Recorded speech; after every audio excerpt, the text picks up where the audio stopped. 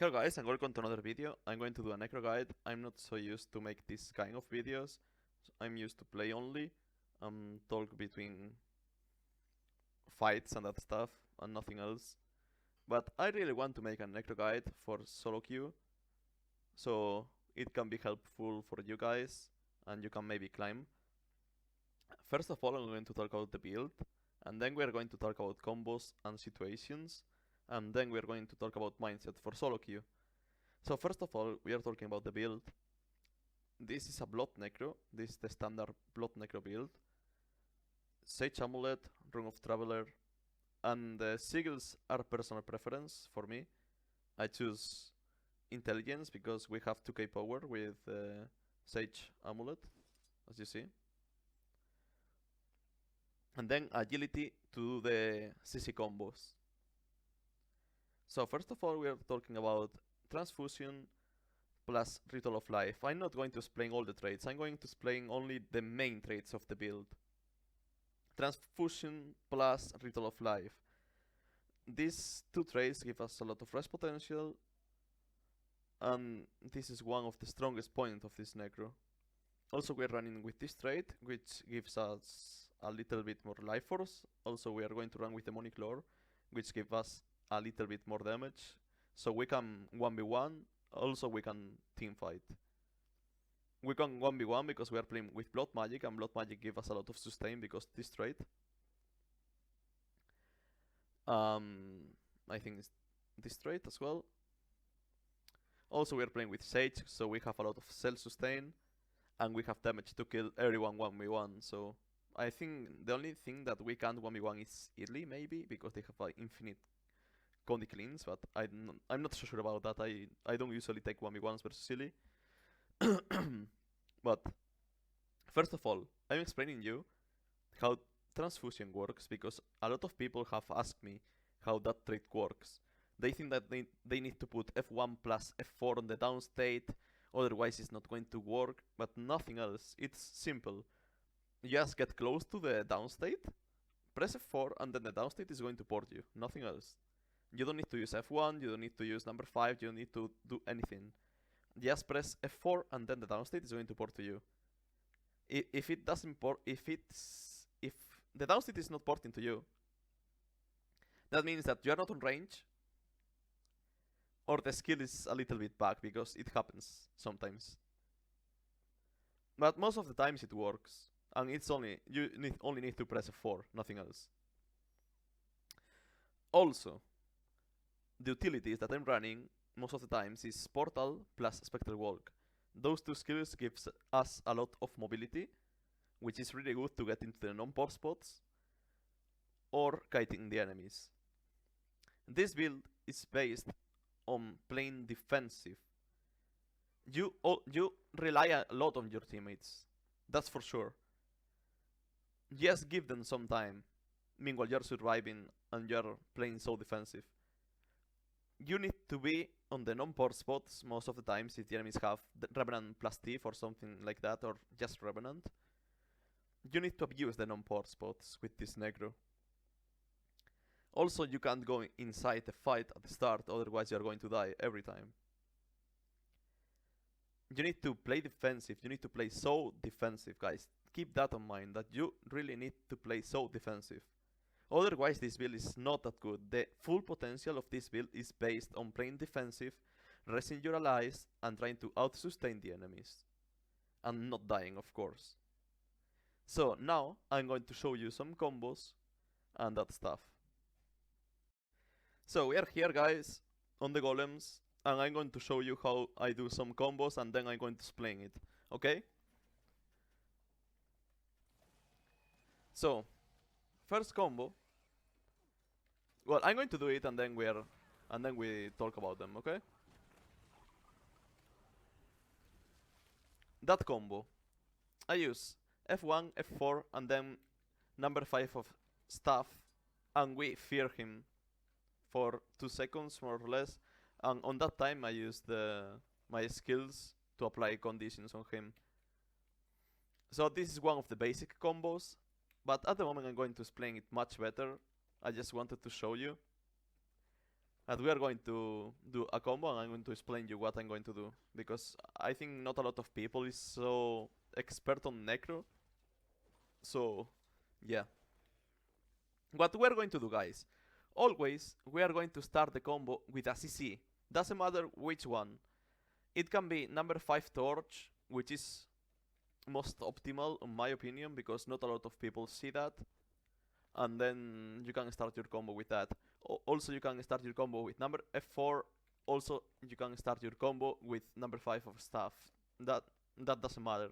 Also, you can start your combo if enemies have stability and you corrupt it. But you always need to start your combos with CC, otherwise the guy is not going to eat all that damage. Well, this guy is on that golem. So we are doing the most common combo. I don't know how to say in English, but it's the combo that everyone does, most likely. Okay? Which is number 5 Torch, number 4 3, F5, well, F1, F5, F4. I'm going to show you it much better, okay? So it's this one, and then he gets knocked. That's it. That's the main combo, what everyone does. I'm going to explain you step by step what is the combo. The combo is you press 5, which is the Torch CC, then you press number 4, F1, F4, 3, weapon swap, number 5, number 3, number 2, doesn't matter, F1, F5, or whatever. The most important thing is that you need to time your CCs on the enemy. Otherwise, the combo is not going to be that good to one-shot or apply a lot of pressure on an enemy. I'm going to start the combo with number F4 now, and we are going to change it. Okay? So it will be like this. Agility, and boom, that. So I'm used to start the combo with my staff because I have agility on Torch. Which means when I weapon swap I can cast this skill faster, and then I can cast these 2 skills. Meanwhile the guy is knocked because of the quickness. Meanwhile the guy is knocked, I can cast 4 and 3, and then I can cast the other skills. That's why I'm using agility. Also I'm using intelligence because we have 2k power, as I said before, maybe.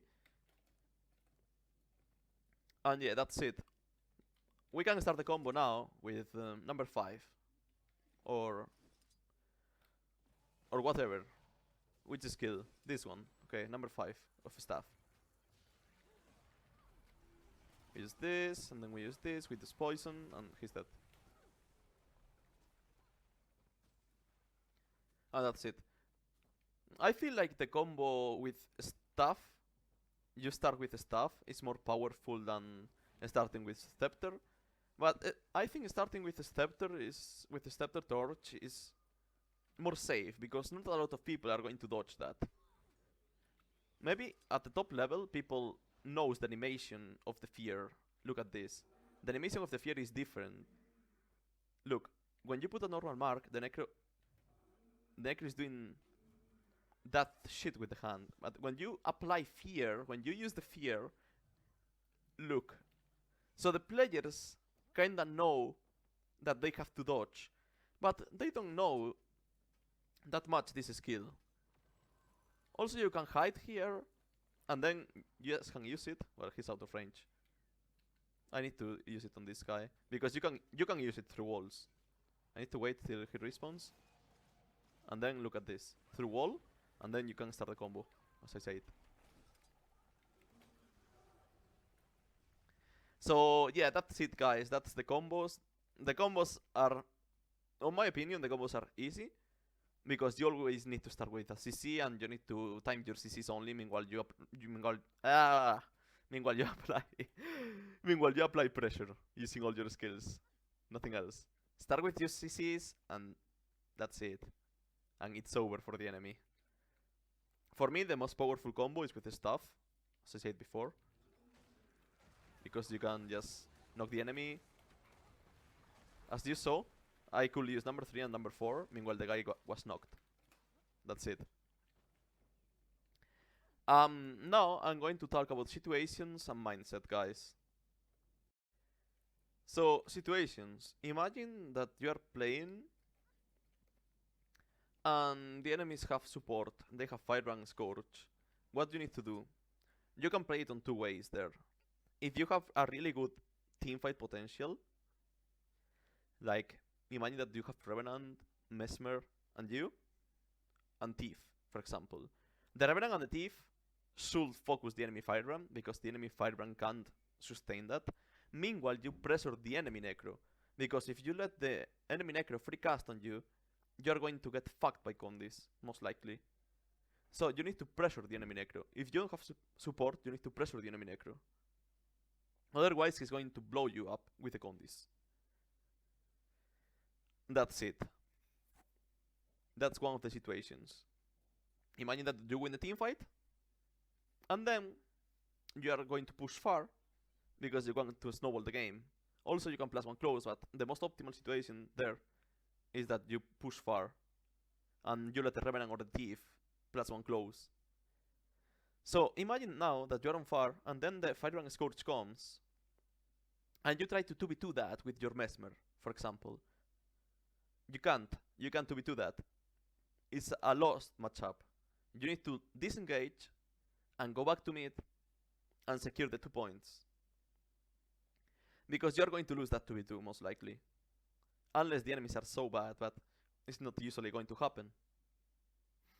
Most of people stays there and dies, and then they give the Necro and the Firebrand the chance to snowball the game. It's much better to disengage when you are on that bad matchup and keep snowballing by yourself. And that's it most likely. Also, you need to know, guys, when you kill the Necro, imagine that you kill the Necro and the Firebrand is running Res Signet. Okay? Okay, sorry guys. Imagine that you kill the Necro here. Imagine that the Necro dies. Imagine that he dies here. And then the Firebrand is going to, at the top level, the Firebrand is going to precast the Signet and hide. So you can't corrupt. You're cleaving here and then the Firebrand sees that the Necro is dying and then he hides here. When the Necro is going to die, you just need to watch the Firebrand. You need to target him. Imagine that the Necro is 2% HP and he's really going to die. So at that moment you need to focus the Firebrand. You need to target the Firebrand and follow him if he tries to hide. So you can corrupt him. Interrupting the Res Signet is so important, guys. And it's kinda your job and Thief job, or Revenant job, to move the downstate. Revenant can push the downstate with the Dragon Stance, and you and the Thief can interrupt the Res Signet on the Guardian. And not a lot of people is doing that. Only the top Necros, we do that. And we try to follow the Firebrand as well. And that's so important, guys. That's a thing that you really need to know. So, what about the matchups, guys? What are the best matchups for you? I will say that the best matchups for you are Engineer, in my opinion, Engineer, Soul Beast, and Warrior. Doesn't matter. The way that you can play that 1v1 is the way that you are going to play the game. You are going to play it so safe and you are going to be on the high grounds every time. If they get the point full cap, it's fine. Just let them have the point, right? It doesn't matter. If you kill them, it's really good for you. Also, imagine that you are on the non-port spot or high grounds and he full caps the point and then he goes back. Or he goes back without full cap in the point. You can bait him, use the Spectral Walk. You apply some pressure on him and then you can port back on the safe spot again. Also, you can go back down and then you can use the portal to go high grounds. And you keep playing with those skills to pressure the enemies, most likely. What about the mindset, guys? What you need to know is that you can't win all the games. It's impossible to win all the games. It's really hard to win all the games. So what you're going to do is you are just going to focus on your own gameplay on every game. If you are playing good, just keep playing. If you are playing bad and you are getting so tilted, just stop playing for 1 hour or the time that you need to relax. But if you're playing good, my tip is to keep playing, because you're playing good and you're not losing because of you. But most of people really needs to think what they can do to win games and what they can have done better. Because a lot of people have a lot of ego. They think they play perfect and they think they always die because of the teammates, or they always lose because of the teammates. When you die, you just need to think about it. Why I died, what I did bad, and that kind of things. So on that way is the only way that you are going to improve. I know that I sometimes say shit or trash talk on stream, but on my head, on my mind, I'm just thinking about, what the fuck? Why did I die? What could have I done? That's the way to keep improving, guys. Stop flaming people because of your mistakes. And that's it, guys. The mindset is really easy. Just focus on your own gameplay and try to be best player on the game. You always need to think about to improve. You always need to keep improving. You can't be stuck. When you're stuck and think that you're the best, is the worst way. You're not going to improve there, and a lot of people is going to improve, and then they are going to catch you, and you are going to lose everything. So just focus on your own gameplay and try to play the best as you can. That's my tip for the mindset. And stop when you are getting tilted, because you're going to lose all your rating. So yeah, guys, that's the video. I hope you enjoy it, and share it with your friends if you like it, and that stuff. So I'm sorry, guys, because I'm not used to make this kind of guides. I hope that you enjoy. Yeah. Follow me on Twitter, on YouTube, on Twitch if you want to know when I'm online, or if you want to know when I'm going to make a new video and that things. So thank you for watching, guys.